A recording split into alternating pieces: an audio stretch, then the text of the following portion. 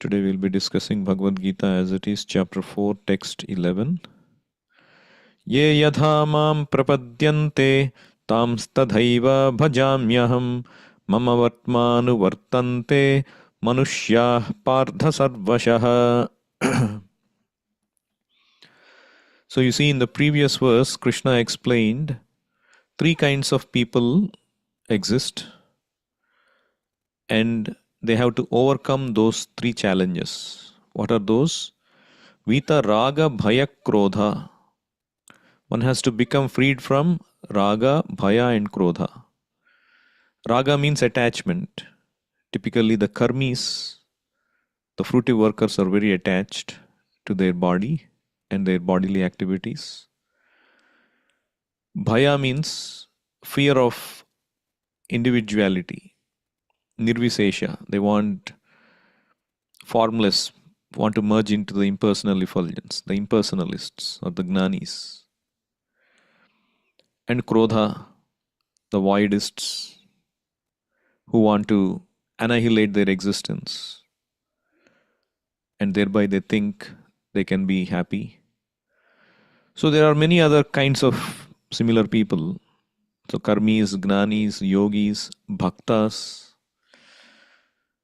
So Krishna says here, ye yadha mam prapadyante, whoever yadha mam prapadyante, however they want to surrender to me, tam tathaiva bhajamyaham, I will reciprocate to them accordingly. So in this way, actually mama vartmanu vartante manushyaha partha sarvashaha. People are trying to come to me, or Prabhupada translates, everyone follows my path in all respects, O son of Prutha. That means everyone is searching for Krishna in different aspects of his manifestations. Actually, everybody is searching for Krishna. Just like a child, he's crying and the relatives around him, they are thinking what to do. Let's give him a toy. Let's give him some food. Let's fan him. Let's scratch him. Let's clothe him, unclothe him, whatever. But the child is still crying. But the child will be happy when he is given to the lap of the mother, when he is taking the milk from the mother. That's when the child is completely happy. So likewise, every one of us is actually looking for Krishna, our eternal, you can say mother or father, our eternal connection. But not knowing who we are looking for, we try to find happiness in so many other ways. So actually the karmis or gnanis or yogis, voidists, everybody, they're actually trying to find ultimate happiness. But they cannot until they come to the point of intimate relation with Krishna, which is possible only in bhakti. But here Krishna says, because they approach him in different ways, Krishna also reciprocates accordingly. If the karmi wants to approach Krishna by doing yagnas or by doing rituals, by asking Krishna in return for these benefits, going to higher planets or getting a good birth or great benefits in this life, Krishna reciprocates. Okay, you want that, you will get that. But you will get only that, not bhakti. But that is foolish asking, because antavanta ime deha antavattu phalam desham, this the deha will be gone, the phala that you get also will be gone. Even if you go to higher planets, abrahma bhuvana lokaha punaravartino arjuna. But foolishly we ask only material things. But Krishna nevertheless provides. So even if you ask material things, go only to Krishna. Don't go to devatas or demigods. Akamaha sarvakamo va mokshakama udaradhihi tivrena bhakti yogena yajeta purusham param. That is a recommendation in the Shastra. Even if you want something material, go to Krishna, because Krishna eventually purifies you. Satyam dishatyarthitamarthito nunam naivarthato yat punarardhitayatah swayam vidhatte bhajata manishatam ichchapi dhanam nijapada pallavam. So, if you go to Krishna, Krishna reciprocates with you, Krishna satisfies your desires, and also He will purify you and He will make you get attracted to Him, and eventually you will also become a pure devotee. So, Krishna satisfies your desires for a karmi. Krishna satisfies your desires as a gnani. Gnani means the impersonalist. He wants to get rid of his body. He doesn't believe in the form of the Supreme Brahman. Some formless he wants to merge, and Krishna allows him. Okay, you become a spark in my Brahma Jyoti and remain like a spark in the Brahma Jyoti. But how long can you stay? How long can you stay without activity? If you are locked up in a room, you cannot stay for a long time. You want association of people, you'll go mad. So you'll fall down from that. That is not a secure position. Or if you are a yogi seeking yogic benefits, Krishna will grant that. You may do a lot of yogic tapasya. I should be able to walk on the water. Oh, Krishna will grant you that. Prabhupada says, one time the devotees went to Kumbh Mela, which is coming up next month. So they saw all these different yogis and munis with all kinds of matted locks and beards and all crazy avatars, and they're all walking. And they asked Prabhupada, "Can you tell about them?" And Prabhupada said, "Each of these people you are seeing, they are hundreds of years old. They are not 60, 70 years old. They are hundreds of years old. Why? Because they practice this breathing. Like if they take the inhalation and they don't exhale for a very long time, they suspend the air, pranayama, they become perfect. And they have a yoga siddhi where they can dip in one place of the river, like if they dip in Jagannath Puri, they can get out from Badrika Ashram. Like that. They become smaller than the smallest. Like Prabhupada used to tell about this Digambar Baba. He used to lie naked on the streets in Calcutta. And the police would catch him and put him in the prison. And he would come out because he knew the art of becoming smaller than the smallest. But all these yoga siddhis are still materialistic. Let's say you learned the art of walking on water. Now, by paying money, you can easily go on a ship. It is as good as walking on the water. And now people are going to using the satellites or spaceships, going to higher planets also. They're using submarines to go under the water. They're digging the tunnels to go under the earth. Of course, these are all gross methods. Yogic methods are subtle methods. But the point is that is all material. But Krishna grants it nevertheless. But what is the point? That is on the material platform. And Krishna also reciprocates with his devotees. If you want to progress truly on the spiritual path, Krishna will reciprocate with you to the extent that you can go back to Godhead. So one devotee was mentioning, one gentleman came during Prabhupada's time, and he asked him a question. Swamiji, you are preaching Krishna consciousness. And there are many sadhus, many yogis, they come and they teach. And they say that their path is the best. You are saying your path is the best. And how do we know which is the best path? How do we understand? So Prabhupada said that in two ways, in two different occasions. One time he said, Bhakti is the best, I am not saying, Krishna himself is saying. Bhaktya mam abhijanati. Krishna himself says that. Yavan yaschasmi tatvata. Only by bhakti you can understand me.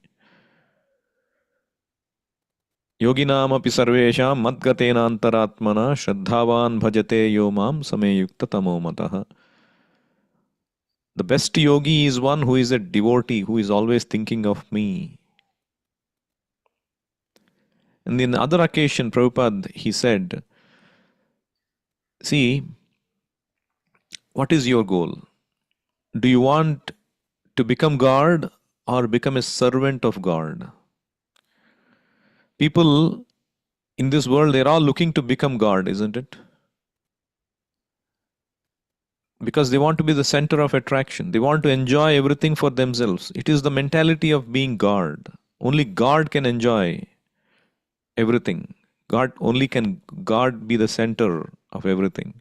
Because He is God. He has got that ability to be that. So if you are looking to be God, trying to be the center of everything, then you should understand something that means you are right now not God and you want to be God. How can that be possible? Because God is always God. It's not possible that, oh, one time you are not God and other time you can be God. That means that is not logically possible. It's not God. God is always God, whether he is on the lap of Mother Yashoda or on the Kurukshetra battle or in the Dwaraka, wherever he is enacting his pastimes, he is always God. That means your endeavor to become God is erroneous. So, all these efforts, all these people who are teaching that you can become God by chanting this mantra, by doing this, by merging into effulgence, they're all incorrect. Only you can become servant of God. In that way, you can become as good as God and even better than God, in the sense that Krishna is running of fear from Mother Yashoda. Mother Yashoda is controlling Krishna. Radharani is controlling Krishna. The gopis are controlling Krishna. The cowherd boys are controlling Krishna. When Mother Yashoda came to call Krishna, Krishna was playing with his cowherd boyfriend, small boys. And Mother Yashoda said, Krishna, come, your father is waiting. You have to take your meal. And Krishna started to go out of fear of Mother Yashoda. And then this boy said, hey, Krishna, you are leaving the game at its summit. This is not good. Next time we will not allow you to play. And then Krishna, being afraid of them, he came back and started to join them. See how Krishna, the Supreme Lord, is becoming fearful of his ordinary, it's not ordinary people, Krutapunya Punja, after births and births of pious credits, spiritual pious credits, they got that position. But Krishna, see, the devotees can become greater than Krishna in that sense. Devotees can control Krishna. Krishna becomes controlled. Whatever, that's why if you please a devotee, Krishna has to sanction you.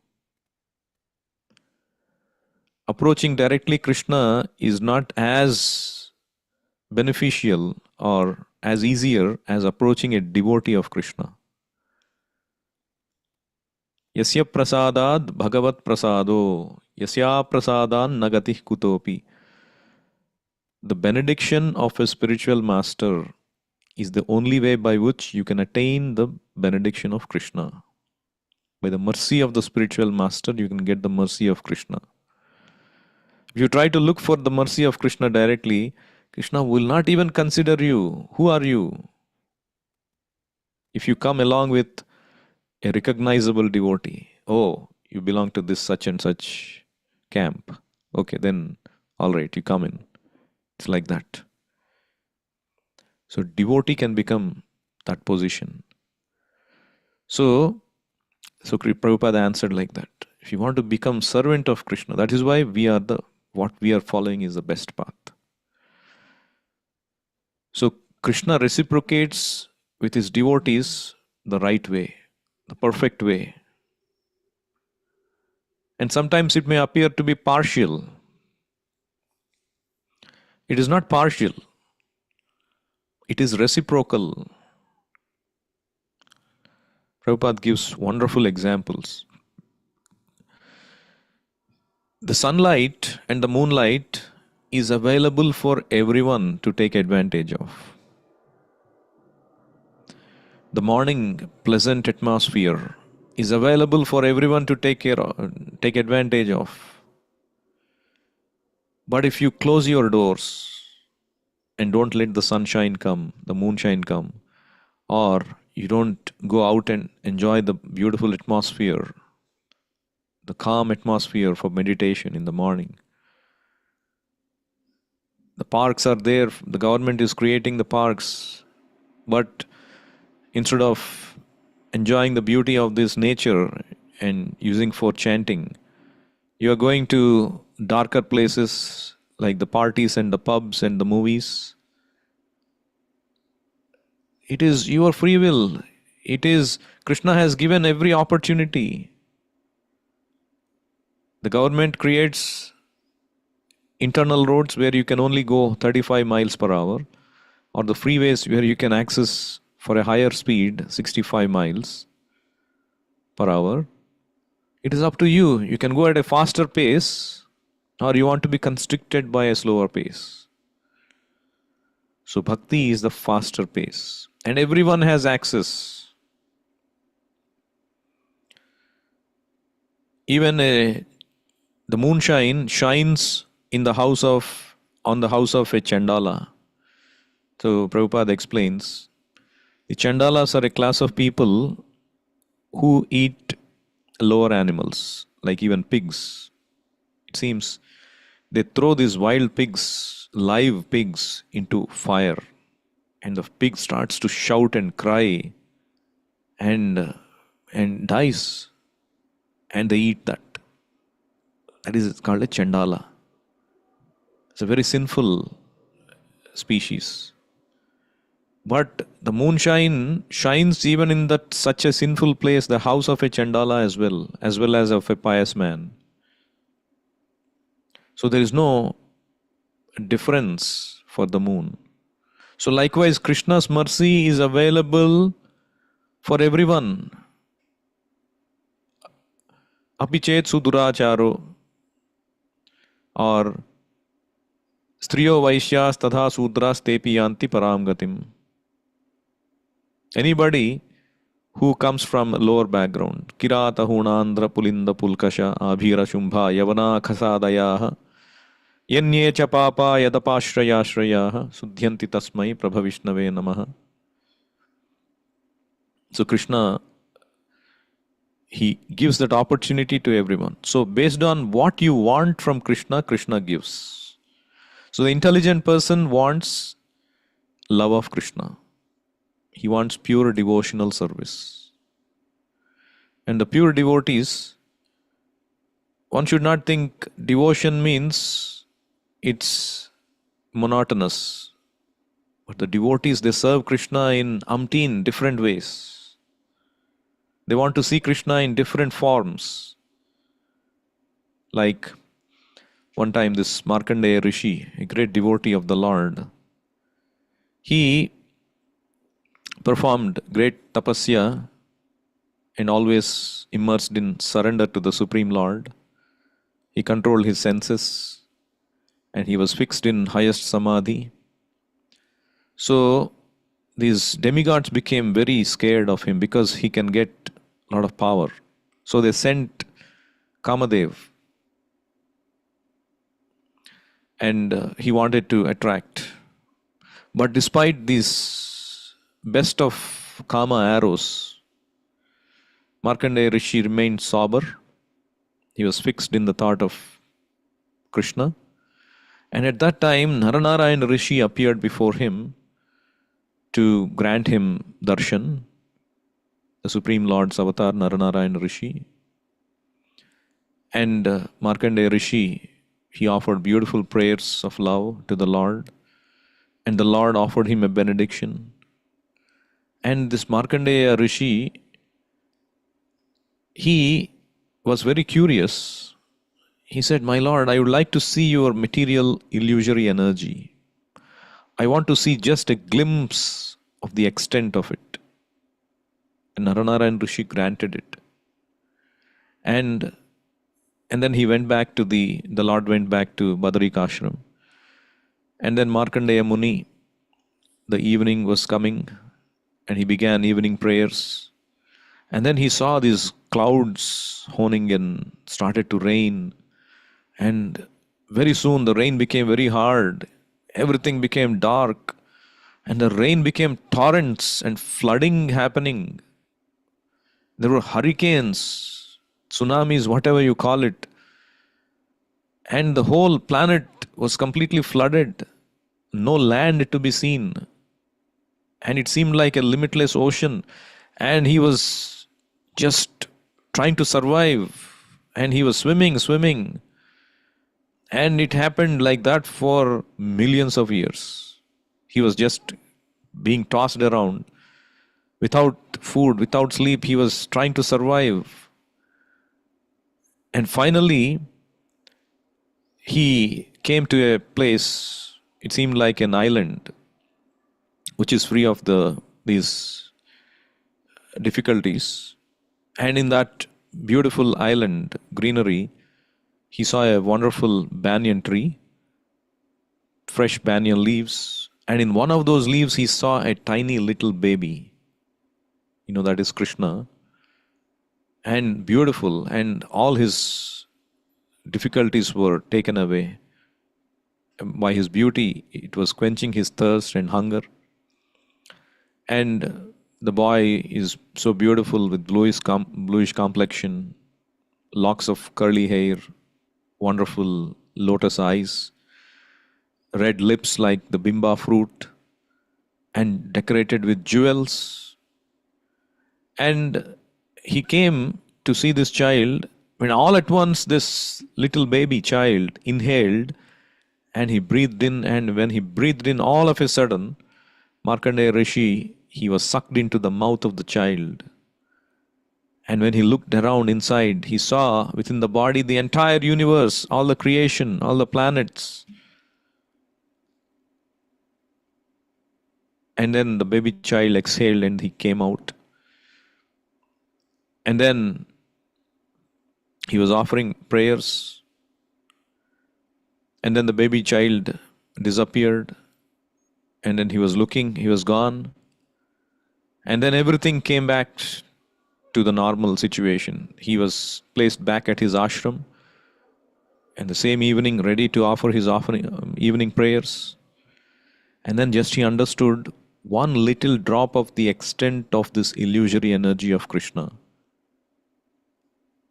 And in that illusory energy, when you take shelter of Krishna, Krishna protected him.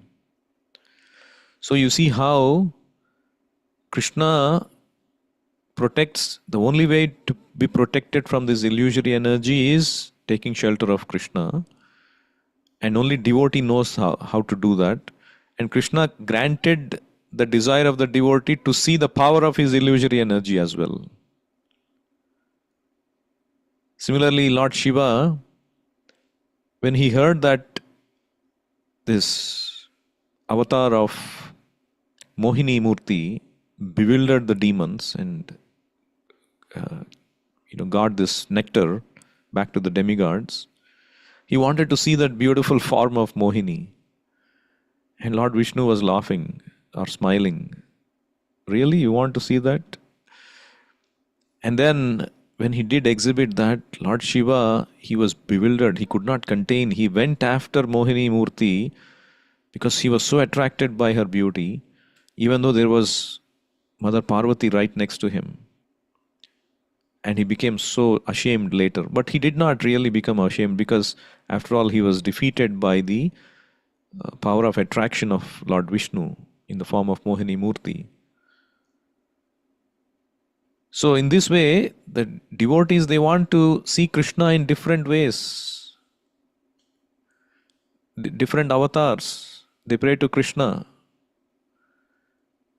And in Goloka, Prabhupada says in the purport, you can have a different relation with Krishna in different rasas. Some devotees want to have Krishna as their child, Vatsalya rasa. Want to play with Krishna as a cowherd boy. Want to have Krishna as a lover in conjugal rasa. Want to serve Krishna as a servant, or one just want to appreciate Krishna's greatness in neutrality. As you want, ye yadha mam prapadyante tam tadhaiva bhajamyaham. Krishna reciprocates. So there is unlimited variety in Goloka, in devotional service. Krishna is not monotonous. So we can have those loving exchanges with Krishna. Even in our sadhana stages, we can do sadhana in different ways. We have beautiful chanting, we have beautiful kirtans, we can do beautiful aratis, we can offer wonderful prasadam, we can have wonderful discussion, study different shastra. So there are so many varieties. So one should aspire for these varieties, then seek for happiness on the material platform, which is, as I said yesterday, it is a sample happiness or illusory happiness. We want real pleasure. We are not satisfied by a sample. But for that, we have to do sadhana. And Krishna will reciprocate based on the strength of our sadhana. Prabhupada wrote one letter to Jayatirtha. He said, I am very pleased to see how nice this book distribution is increasing in Germany. Give those two boys who have done so nicely my thanks. Krishna will bless them. And he quoted this shloka, Ye yadhamam prapadyante tam tadhaiva bhajamyaham.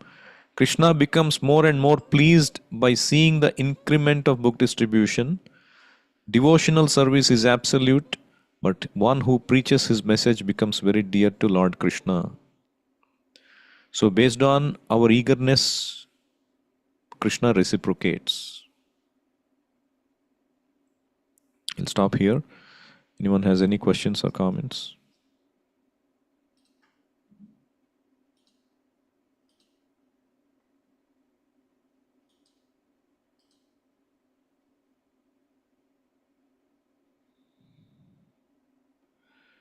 Bhagavad Gita as it is ki jai, Srila Prabhupada ki jai, Nitai Gaur Prema